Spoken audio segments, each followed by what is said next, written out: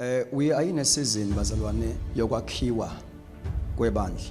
Incwadi yabaseFesu chapter 4 is going to be experiential empilweni yebandla. It's going to be experiential. We're going to experience Ephesians chapter 4. Lento uJesu akhuluma ngayo athi, upon this rock I will build my church. We're going to see ibandla elakhiwa uJesu. Kumele ukuthi sibe flexible enough to become that church that Jesus is. Uthe uzolakha yena akashonga ukuthi uzokwakhelwa abanye abantu. Uthe upon this rock I will, not they will, I will.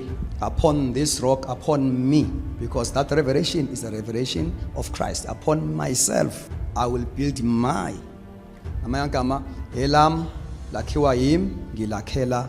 The end result yalokho, the gates of hate shall not prevail against it. So ibandla lika Kristu njoba ngingaqala ngikhuluma la liyakhishwa ezandleni zabantu iswa kumnikazi walo.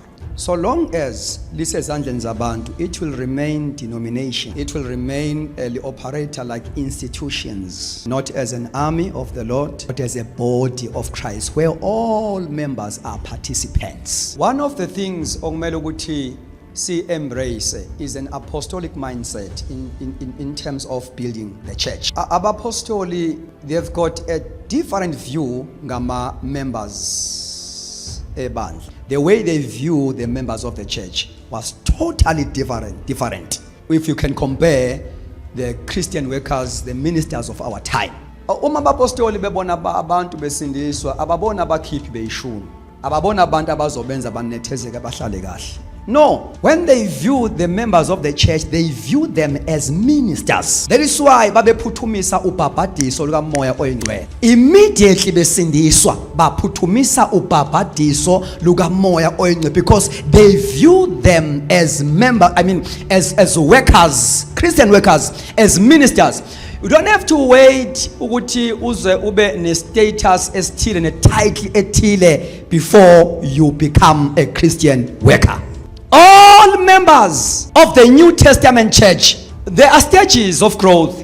Uqala ube yiconvert, uyadlula ube yiconvert, and you become a disciple of Jesus Christ. Yezwakala abathandekayo.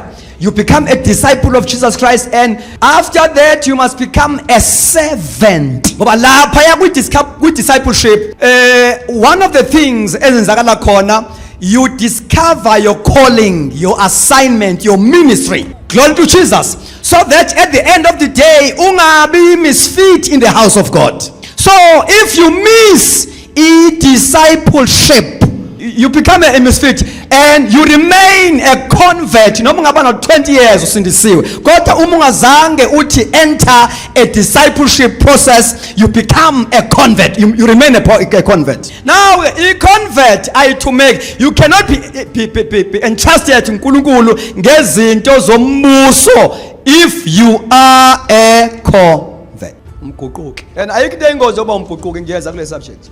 Ayikho into engozi njengoku remain kwi stage of being a convert. You know, one of the dangerous things zoku remain in a level of a convert is that uma ungumguquki uhlale uguquka. Koqhamuka okunye futhi that sound powerful ukuguqule futhi because ungumguquki. You must move from being a convert and become a disciple of Jesus Christ. Lamagama athi come, follow me.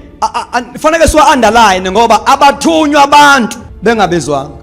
Come, follow me. I will make you fishers of men. So the process yokudiscipleshwa kwama new convert is strategy esimiso uNkulunkulu asikwazi ukufinyelela ezinjongweni zika Kristu ngebandla lakhe, missing a discipleship program in the church.